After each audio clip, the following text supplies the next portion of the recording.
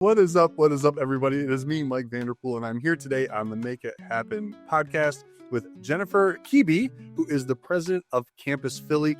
I got connected to you through LinkedIn. We had a great conversation about some cool stuff that you're doing with young people in Philadelphia and also other parts of the world. Really excited to learn more about you, Jennifer. First things first, thank you for coming on the Make It Happen podcast. Mike, thanks for having me. I'm excited to be here. So who was it that made the connection between us? I think it's Chris Misek. He is one of our partners at Thomas Jefferson University. He leads the Career Service Center there. And I guess he's one of your contacts, and he's certainly one of our friends here in Philadelphia. Awesome. I have been abusing LinkedIn, I think, lately. But the amount of connections that I've been able to make in the space of education, in the space of startup communities, helping young people do cool things, it's been pretty powerful. So yeah, I reached out to you after he made that connection, and here we are today going to talk about Campus Philly and a whole bunch more cool things I think that are helping our young people find their place. Is that fair to say? Sounds good. Absolutely. Yes. So before we get started, what got you into being the person you are now? Well, a little bit about me. So I am a career-long higher ed person. I've always worked either for or at an institution of higher education. My career started actually, interestingly enough, at Campus Philly when I was an intern for them, when they were launching 20 years ago and thinking about the issue of brain drain and how do we keep talent here in Greater Philadelphia. And I was an undergrad student at Chestnut Hill College here in Philadelphia, and I interned for Campus Philly. And so 20 years later, I came back as president to lead the organization into what will be its third decade of serving Greater Philadelphia. But I've always worked for higher ed. So for a long time, I was at Drexel University leading the Lindy Center for Civic Engagement, which focused a lot on the intersection of students, faculty, staff, and the institution and the community that they are so inextricably linked with. So it's there for a long time. And now I've been at the helm of Campus Philly for nearly 5 years. So higher ed is a fabulous place. It's also very interesting. How did it happen? Was that your goal, growing up, or how'd you? I don't think it's anyone's goal to work for a college or university. I think you go to college and you realize, wow, people work here, right? I think that very much was my shtick as well. My undergraduate degree is in biology. So I think I initially wanted to go to medical school, and I got to my undergrad experience and was immediately involved in all of the things and probably spent more time on the extracurriculars than I did actually on the academics. Mm-hmm. So I found my fit there, and I kind of rolled right out of my undergrad degree and started in admissions. I worked in institutional advancement and then eventually in that community engagement space I just described. So no, it's a found career for sure. I joke with folks that, my intention initially was to be a medical doctor. I'm a doctor of a different variety now. It took a little interesting, right? Because we're in this place where, at least for a while, higher ed has been questioned in some circles, and even I think that those voices are ramping up a little bit. But for you and I, it's a similar story. We found our thing there, and I think that's why we can't totally discount what higher ed does for a lot of people who still haven't found their thing. It puts you in places that and around experiences and people that open up your eyes to what the possibilities are, right? I hated school growing up. I never even knew that there was a career as an instructional designer.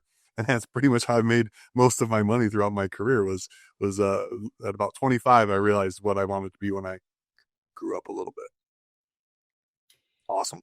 Yeah. And just to add to that, I think the higher ed experience, it's one of the most diverse environments a young person will ever find themselves in. Diversity of thought, diversity of people, diversity of ideas.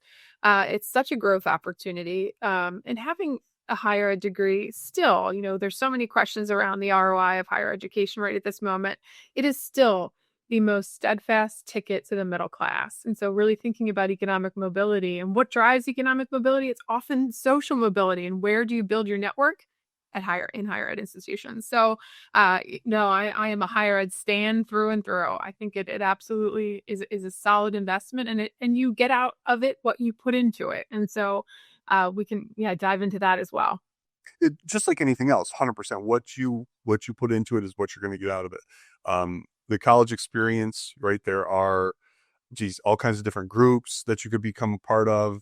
There's an opportunity. What I love the most about higher ed is it is really the place where students can lead and make some things happen for the first time, right? If you want to start a student organization, you got to fill out a form here at Defiance College and attend a meeting, and that's basically it. But that first little bit of being able to define what your world's going to be like, I think is pretty powerful to help young people realize that they can make a difference. Absolutely. It's a sandbox to really grow and develop your leadership skills. I totally believe in that. I work so closely with students who were absolutely starting organizations, and oftentimes they were had a social angle, whether they were interested in thinking about supporting students who were graduating high school on time, or thinking about college access, or thinking about alleviating hunger. And you'd have these bright-eyed young people coming forward saying, I want to solve this issue. So as the higher ed professional, it's a moment to say, how am I not going to put out this student's light? I want to, keep this light going. At the same time, give them a healthy dose of, there's a lot of people working in this space right now. How do we get you proximate to the issue so you can learn as much as you need to be able to really action your idea in an effective way? And so I think that's a powerful space to be. And I think it's an important role, like the steward of young people, that higher ed staff and faculty really take on. Yeah, it's the irony of you don't want to. It's an idea that other people have and are working on, but the light bulb moment. Oh my goodness, this is something that no one's ever thought of before. The Yeah. reality is most people have already thought of these things, and how do we work from not diminishing that student's energy for Mhm. that, and maybe guiding them to help or be a part of the people who are already working on it so that they have a better understanding of the problem that they're actually facing. Absolutely. Yeah. And how do you help them connect and just explore the issue more fully? Absolutely. So being in higher ed for a few years here, have you noticed any changes that we should be aware of with young people, with how we work with them and how we approach them?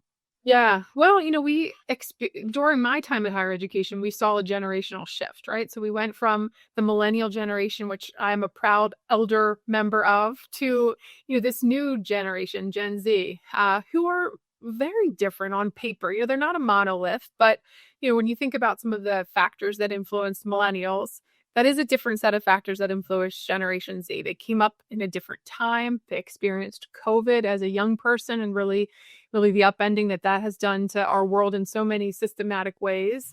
And I think that they are looking for different things out of life than maybe some of the generations that have come before. Some of the themes that emerge of this group, and again, not a monolith. There are very individual subsets within this group, and individuals, period.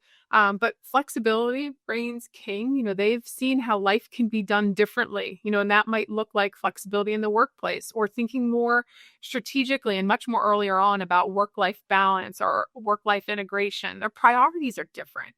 It's not so much driven by how much money can I make over my lifetime. It's often, what kind of impact can I make? Well, how do I want to show up in the world? And they're asking themselves those fundamental questions that, many workers who have come before them either have never asked themselves or ask way too late. And so I think that's incredible. It's changed the workplace a little bit, though. And I think, folks who are part of older generations need to understand their perspective and accommodate accordingly. Well, and I think our generation, I'm a Gen Xer. Uh, every generation has talked crap about the younger generation, Of right? course. Yeah. That's just how this whole thing works. And every younger generation thinks us old people don't know what we're talking about. And I'd argue we're probably somewhere in the middle on all of that, right?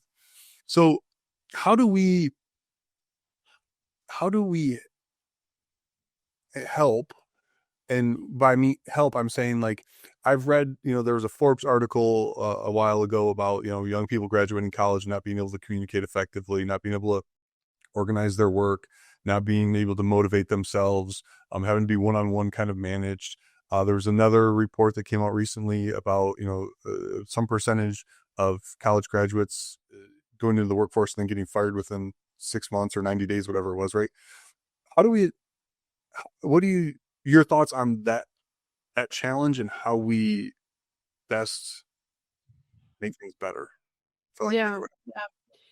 Yeah, so I think, part of that narrative that's out there around some of the challenges of incorporating Gen Z into your workforce, there are kernels of truth in there, right? I mean, these young people, many of them, especially the folks that are moving through higher ed right now and have just entered the workforce, they were completing high school classes and college classes online in a very different environment. And so, is it possible that they missed key moments and key opportunities to understand how to best incorporate themselves into the workplace, how to show up in the most professional light? And I'll use that in quotes because that is subjective. Yes, that is true. And so, how ultimately do we begin to move beyond that? First and foremost, I think higher ed has a role in this space to really think about the supportive structures necessary to ensure young people are well equipped to move into the workforce. I hold firm that that is the primary responsibility of higher ed institutions to make sure that their young people that they are graduating and credentialing are ready to enter the workforce. So, it's got to start there. And that, really you lean on the folks who are expert in this space, your career service staff, your career services staff, your student life staff, all of the folks who really make the higher ed institutions move beyond the academy. They absolutely hold expertise in how to support young people in this space. But of course, then moving into the workforce, the idea of supporting your early career talent has to be part of a really strong onboarding plan within a company. So, gone are the days when you just kind of pluck students off of a line and they can fill your role at your company. You have to think about the on ramp. How are you supporting that individual? At many of these companies, the work life balance has changed too. Maybe folks aren't in the office 5 days a week. So therefore, how are you starting to model some of that intentionality to your young people? And you have to be really intentional about it and thinking about setting up those kinds of programs and supportive services to make sure your early career talent is well integrated into your workforce. So I think it's a both and. It's the higher ed's responsibility first and foremost. And I think that if you are hiring young people, you absolutely need to understand the context of which they've kind of come up into the world and how they really can drive value for your organization, but the supports you're going to need to put in place to do that effectively. So, But doesn't that sound like an easy undertaking?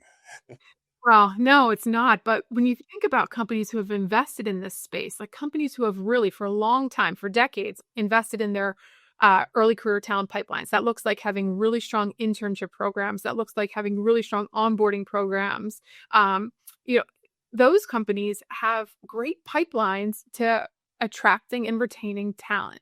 And so it's not a secret. And those companies that continue to invest in this space are going to come out ahead in the long run. So yeah, it's all about intentionality here and being really clear about the goal at the end of the day. Well, and I'm assuming that the vast majority of companies that are able to do that are the larger companies who have the revenue in order to be able and the staff to be able to support some of that intentionality, right? No, I think like some of the larger companies have the financial resources to be able to do it for sure. Uh, I think in order to set up an experience for a young person coming into your organization, whether that's as an intern or as a new hire, I think that can be done on a much smaller scale with the right intention in place.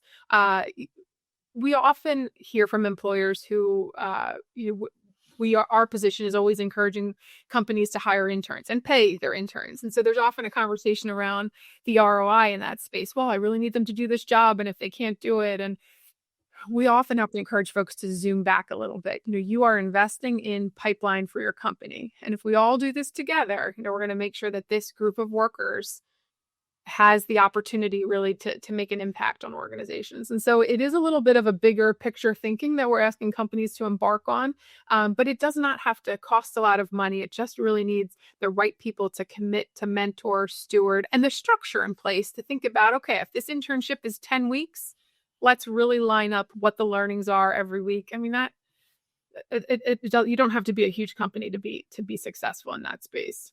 So an intentionally designed internship slash onboarding experience that assimilates the person into the culture and the expectations. Is it similar? I would not say assimilate, right? That is like so anti-Gen Z. I would say, and we want to incorporate, we want to include, assimilate. Nah. I'm a Star Trek fan, so yeah, I guess assimilate to a Borg. I think that's probably not a good word to use for sure. No, but integrate's a great word, right?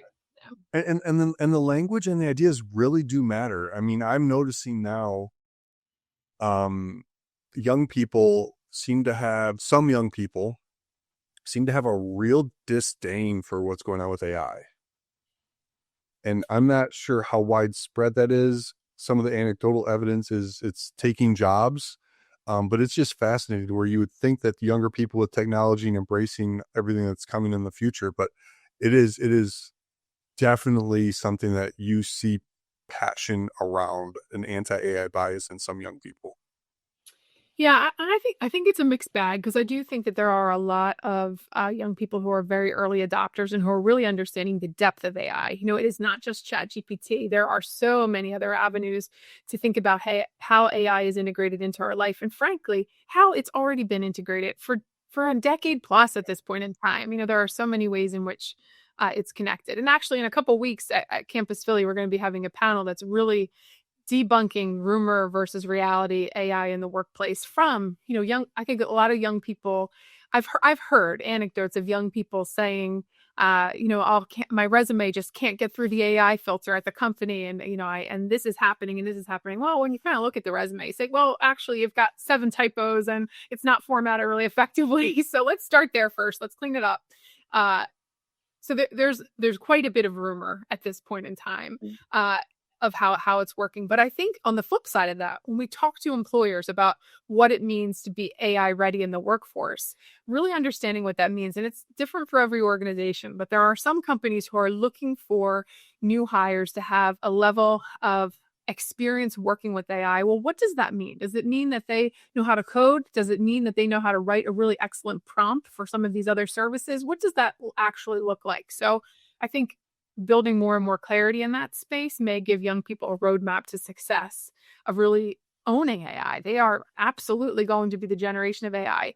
I think about it a little bit though. I mentioned earlier, I'm an elder millennial. So like I grew up in a house that didn't have cable for quite a while. And I don't think we got the internet until I was like 13 or something like that. So I'm not a digital native, but these young people are. Now, obviously, tech has just redoubled while they have come of age at this point in time, and so I think they probably find themselves in my boat of like what's this internet thing, right? And for them it's what's this AI thing, and they're certainly going to be more apt to understand it moving forward than some of their baby boomer counterparts who are thinking about exiting the workforce at this point in time. So there's hope for them yet, for sure. Yeah, that's what I tell my students. I'm like, I need you to be ready to solve all the problems that my generation has made for you. Well, Yeah. and another thing to think about, right? When we talk about technology, technology has abstracted away so much of the understanding of what's inside the box and what's going on underneath the hood that I want to be really mindful of not just assuming that young people get technology just because they're good users of technology. I think that's a dangerous place where we're in. Is like, I remember back in the day because I could program the VCR that thought I could do anything. I'm like, it's literally just pressing some buttons that you're afraid to press. Um, so let's talk about Campus Philly because what you've got going on there is pretty phenomenal. And I'm not going to lie, it's probably something I'm going to try to borrow and or steal for here in Northwest Ohio because it sounds like we're facing some of the similar issues when it comes to brain drain. We've got an aging population. We're looking to grow our downtown. So tell me the story of Campus Philly. Yeah. So Campus Philly, we are a 20-year-old economic development organization, and we were founded really in the early 2000s around a simple concept that was pretty complex in Greater Philadelphia at that point in time, and that was brain drain. So to paint the landscape here, our region, so the city of Philadelphia, the surrounding counties, which extend into South Jersey, South New Jersey, and Delaware as well. Uh, we are home to over 100 different institutions of higher education. There are over 300,000 college students that descend upon this region every year to be educated. But 20 years ago, we were only retaining about 25% of that talent. So after they graduated from our higher ed institutions, they were leaving us for New York, for DC, for a smattering of other countries across, a smattering of other cities across the country. And ultimately, that just wasn't going to work for Greater Philadelphia. We had growth goals at that point in time. We wanted to really recalibrate our regional structure. We knew that we needed talent in order to grow that. So fast forward 20 years now at this point in time, Campus Philly has been in existence. We now retain over 50% of our talent in Greater Philadelphia. So huge success to the tune of 181,000 additional 25 to 34-year-olds now call Greater Philadelphia home. It really, when we look at our population study, is one of the big spikes that have really driven growth in this region over the last 2 decades. But it wasn't by accident. It wasn't by happenstance at all. It was leaders coming together across multiple sectors. So higher ed, from the corporate sector, from the civic and public sector, really saying this is an issue. How do we ultimately wrap our arms around it? And so Campus Philly, when we were stood up really as a nonprofit in 2004, our mission was simple: retain talent in Greater Philadelphia. And how we did that, couple different strategies. First and foremost, the attraction strategy. I mentioned those 100 institutions. I like to refer to Greater Philadelphia as America's college town. I own that moniker here. I'm sure Boston will have something to say about it, but we're Philly. We don't care. 100 different institutions, every type you can imagine, incredible community colleges, Ivy League, public, private, large, small, you name it, they're here. We want young people to know that this is a region you can come to really study and grow. So that's first and foremost, getting Greater Philadelphia on the map as a place to go to school. So once those students are here and they're studying, we want to make sure that they connect to all the incredible assets that Greater Philadelphia has to offer. That includes arts and entertainment. It's our incredible food scene. It's our rich history, our rich culture. We are a city of neighborhoods with really so many different cultural opportunities to connect. We want young people to fall in love with Greater Philadelphia so that they want to stay. The third piece, though, is the retention strategy.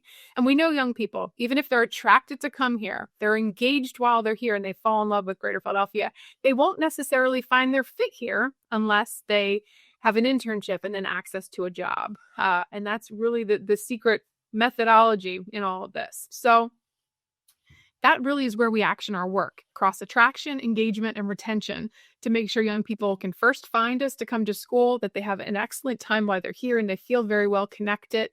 And of course, the hook is that we know early career employment is essential. So making sure employers are ready to accept that talent. Does that mean you're marketing the region, the colleges in the region as a whole?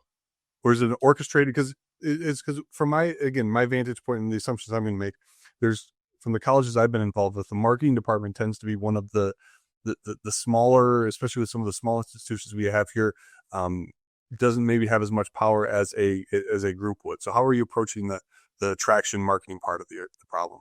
Yeah, so we absolutely are marketing Greater Philadelphia as an incredible place to come to school. So we're supporting our higher ed institutions, which frankly invest millions of dollars, especially the big ones, in really their enrollment attraction strategies. So I mean that is a wheel that's already turning. But we have, when we're looking at our individuals who visit our website and look at all of our resources, it's so many prospective students and their families, first and foremost. And there's also a global footprint as well. Now, obviously in this context right now in the United States, there is some contention around international students and whatnot, but they have been such an important part of enrollment strategies at higher ed institutions, and really what has made our institutions so vibrant over many, many years. And so we have a fair amount of international students who find Campus Philly first before even settling on a higher ed institution. And so we support really just the sharing of information about the region as an incredible place to go to school. We have a set of partner colleges and universities who are our paid partners, and they work with us really to amplify that piece. And then it moves on from there. The engagement strategy, which probably is my favorite part, connecting young people to the great things to see, do, and experience, is the next piece. How does that work? Yeah, so we work with all of the cultural institutions and with transit in Southeast Pennsylvania, which is SEPTA here. We work with, all of the food scene and the fun things to see and do, really to open up the city and region for young people. So that looks for us, the strategy is mobilized in a couple different ways. First and foremost, in the fall, we have a big welcome celebration for young people. It's called College Fest. We host it in a real central location here in Greater Philadelphia. And there's, it's a big block party. So there's all kinds of vendors and fun things to see and do, but all the museums are open across the city for an entire weekend for free for college students. So the idea being, come down, come experience the city, use our public transit, go visit some museums, come and see all the cool brands that want to connect with young people. That's the first step. We get 10,000 plus students really to descend upon the city during that weekend. From there, we are constantly communicating with young people about really cool things to see and do. So we've got a whole comm strategy across email and across social that are sharing opportunities across the timeline that students are here with us in the city and region. We're advertising fun things to do. We set up a whole series of Philly Night Outs, which are free or discounted events for young people to experience the city. And it's a big comms platform, just really sharing the cool things that are already happening in Greater Philadelphia, but with our very targeted audience, which are college students and recent grads. The engagement piece, how we're working with employers. We work with a whole selection of employers, every size you can imagine, from small companies to large Fortune 500 companies, thinking about their early career talent strategies. And for so many of them, that really does start at the internship phase. So we provide supportive program to their internship cohort. And we also help employers with employer branding, especially for those mid-sized and small companies who might get lost in the sauce. Like if you come to Philadelphia, the big ones, Comcast, Independence, Blue Cross, like those are the big companies that we hold here. But you might not know some of our friends like Lutron. They make almost every single light switch in everybody's home across America, but you might not know their brand name. And we help there. We help in that space. And of course, then we're amplifying their internships and jobs and hosting job fairs throughout the year to make sure that those connections are made. So do you partner with other nonprofits, or are you leading the charge on how's the structure? How's all this work? Because it sounds like you're doing a lot of different things and there's a lot of people involved. This is pretty amazing. There's a lot of pieces for sure. Everything we do is accomplished through partnership. So yes, we have a whole fleet of partners who there may not necessarily be any cash exchange. They are partners that are walking alongside of us in this mission. So that might be our cultural institutions. It might be other organizations that serve students in some type of capacity, whether they're a college access organization or something in that space. And we do work with all of them. And so that might look like sharing their materials, aligning their materials with ours so that we're telling a cohesive story. That's really important as well. Supporting each other through different events and outreach. So yes, for sure. Yeah, I think we maintain probably 60 paid partnerships across our higher eds, our employers, and then all the marketing we do. But then in addition to that, there's probably another, 25 to 30 organizations that we partner with that are community-based in nature. So 20 years in the game, or over 20 years, correct? Yeah. What are some of the lessons that you've learned that for somebody else trying to start in this space that you would don't step over there or think about this? Yeah, good question. And Campus Philly has a long history of supporting other cities and regions as they've stood up these efforts. So while we are a standalone nonprofit, there are other campuses in other regions. I think about Campus Tulsa. I think about Campus Rock up in Rochester, New York. Or Campus Greensboro, which is down in North Carolina. There are many others as well. And we've helped stand up those organizations in other spaces. It's all about thinking about first the raw ingredients you have. Like, do you have a vibrant higher ed scene in your region? If you do, you've got an audience of young people that are already there. What are the assets that your region has that you can really help mobilize and connect young people to? And the recipe is similar, but the ingredients are different for every region. Obviously, what we have to offer here in Greater Philadelphia is different than what a different city might be able to lead with and think about, and that's fine because there is kind of a lid for every pot, right? So we think about other regions really thinking about what's special about your region that would make young people want to engage and want to stay. And you have to lead with that. Then that might be your cost of living, that might be your access to green space, maybe you have an incredible food scene, whatever that is, to make it special and own it and lean into it. And then, the hook, though, I keep coming back to this, is you must have the employers on board, ready to be intentional about their early career strategies, because you have to think that whole pipeline through around, okay, we've got these young people in this region. How do we activate the region so it's so hospitable and welcoming to young people? And then the last piece being, there has to be jobs and internships aligned. So when all of that exists, your region is primed for this kind of input. And for Campus Philly, Greater Philadelphia and Philadelphia in particular, the city has always had those raw ingredients, but it was a point of really getting everybody singing from the same songbook, moving in the same direction, having the same goal about, yes, retaining young people is important. And in order to do that, we need to think about the strategy in this way. Once those steps fell in line, I think that's where Philadelphia really saw success. You stood up the campus fill in the blank in multiple locations. Well, those cities and regions stood up the effort. Campus Philly came in as a consultant to support. Okay, fabulous. So how does that work? If I can convince the folks here in Toledo that we would benefit from understanding more about you, could we come visit? How would this potentially work? Yeah, we have structured in a couple different ways. I mean, we absolutely could do just, a quick little intro call, and that is gratis, totally free. We're happy to share the mission of Campus Philly a bit. Once ultimately you're getting rooms of stakeholders together and they're asking more pointed questions and want some more detailed information, that's when our consulting framework starts to come into play. We've also come out to other cities and regions to actually sit down with stakeholders and map out a plan.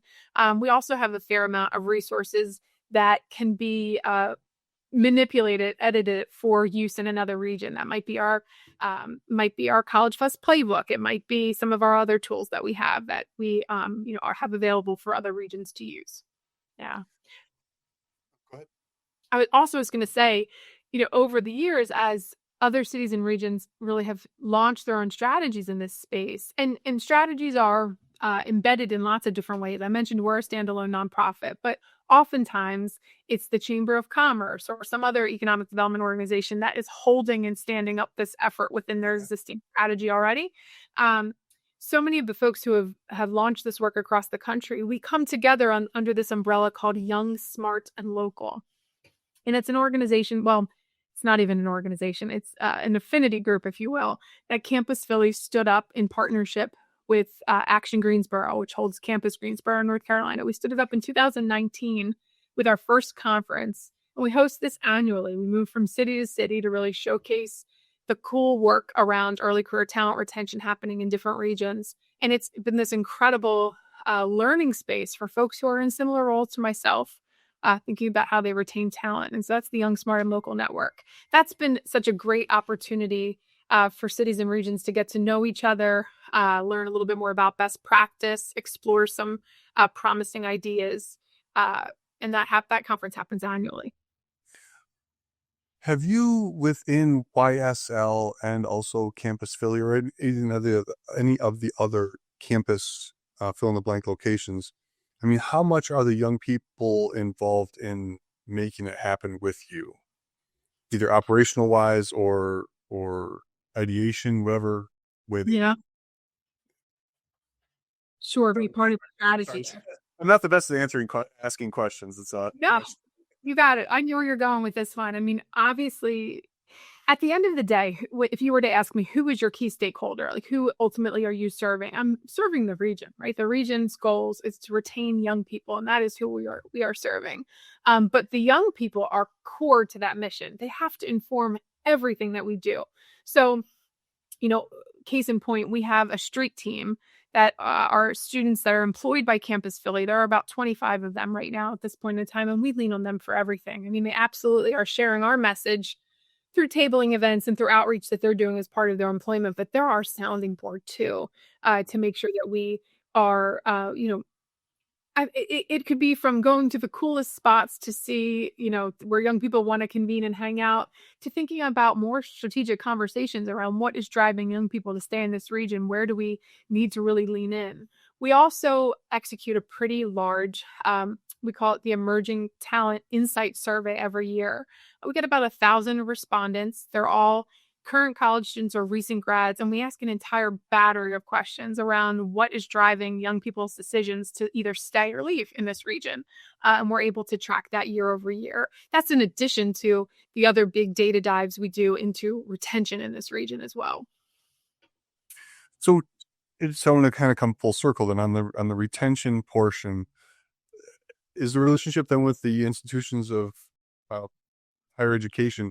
Are you collecting the data about their graduates and then where they're being placed, or how does that work? So way back in the day, that is how it was done. It was done through kind of those exit surveys. We don't rely on that anymore. We're looking at a much bigger data set. So we partner with Lightcast, and we ultimately look at it ends up being the back end of LinkedIn. You can understand where someone graduated from, where they're currently living, and where they're employed. And you can triangulate all of that and understand, okay, of all the graduates in this given region, what does that split look like? And we're able to access so many more records that way than we ever would just by collecting individual data dumps from a select number of higher ed institutions. So the validity of the data is much more sound than gathering the information in a different way. So you're using the LinkedIn data as part of the data lake. We are, yeah, to understand that. Yes. Very cool. Oh my goodness. So YSL is an informal group. Is that my understanding? So it's not its own nonprofit. I wouldn't quite call us informal because we really do have some structure embedded, but it is an initiative that Campus Philly and Campus Greensboro, Action Greensboro, stood up. We move that conference around every year. We're almost ready to announce where the conference will be in 2026 in the fall. So what does it take to be on the potential list of locations?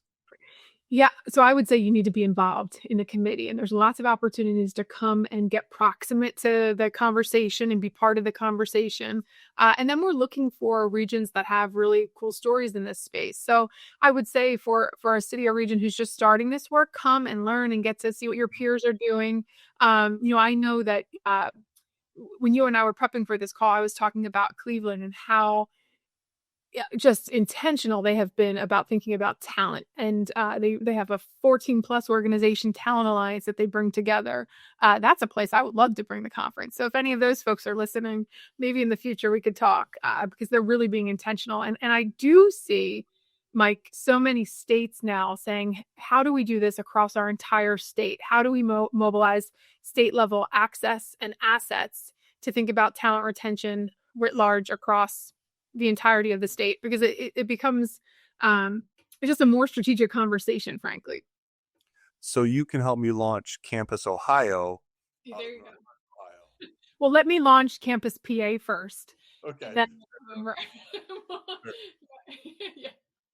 Awesome. Yeah. So Cleveland, I will definitely want to learn more about what's going on there. How are you involved with Cleveland? So they have been part of the Young, Smart, and Local network for a few years now, and we've just heard about all the cool things happening in that city. And they're really thinking about talent writ large. So the strategy, when you think about talent, you need to really think about credentialed workers, college workers, C-suite, everything in between. And they're being intentional about it, which I think is fantastic. So how do people find out more about YSL, Young, Smart, and Local, and how do they get involved? You can go right to our website. It's youngsmartandlocal.com. All the information will be up there. I think it's probably still talking about last year's conference, but you can see the kind of programming that we offered year over year there. And then when we are ready to announce where the conference will be held this year, you can get on our mailing list and be the first to know. Sweet. And then with Campus Philly and any other campus organizations, is there a central place we can go to learn more about what's going on in that space? So Campus Philly, you can come right to our website. I would say the Young, Smart, and Local network is the place to learn about where things are happening in other cities for sure. Perfect. Is there anything else that we should cover? I mean, there's so much we could go into. We could go down the higher ed rabbit hole, but we're not today. We'll save that for another one. Yeah. I really do want to. I'm going to share this with my people here in Northwest Ohio, because I think what you're doing at Campus Philly and Young Smart and Local and everything else is, we're ready to take that step. I think that we're not sure what we're going to step in. So conversations with you and learning more about what's going on here, this has been fabulous, and it's going to make it easier for me to make that case to our community. So I want to thank you for your time. But is there anything else we should know about you, about Campus Philly, or Young Smart and Local? Just a plug for supporting that Generation Z. There are so many fewer members of Gen Z than there were of the millennial generation, and certainly of the boomer generation that's exiting the workforce at this point in time. We absolutely will be competing for this portion of talent. And I think when employers and regions and states are really strategic and aligned in this space, they'll win in the talent race for sure. And I'll just end with this last piece. Make sure you pay your interns. That's incredibly important. Yeah. So. Freaking man, it drives me nuts when people, oh, I've got a great opportunity for your students. I'm like, nope, no. Make sure you pay them. Give them the credit, college credit, and pay them. Do both. And I'm gonna extend on that then. So we're not completely done yet. Can you give me 2 more minutes? Yeah, sure. Because I really think that this is important, right? And we touched on it earlier, but how do we do our best to make sure that our young people are having good internship experiences? Like, specifically, what are some people are doing in that space? Yeah, in that space for sure. So I talked about, earlier, there are many companies who have had these early career talent programs and these internship programs in place for a long time. There is learnings to be had in that space. So I think when you're an employer and you're starting to get serious about how you attract early career talent, whether that's an intern or a new hire, there are a lot of great resources out there. I think about NACE, which is it's the National Association of Colleges and Employers. They come together really as the brain trust of how to do this kind of work well. That's a great resource to look at for sure. From Campus Philly's perspective, we're going to be releasing a guide. We call it our internship in a box, and it really is for those small and mid-sized companies to quickly stand up a very quality internship program. It just takes a bit of intentionality.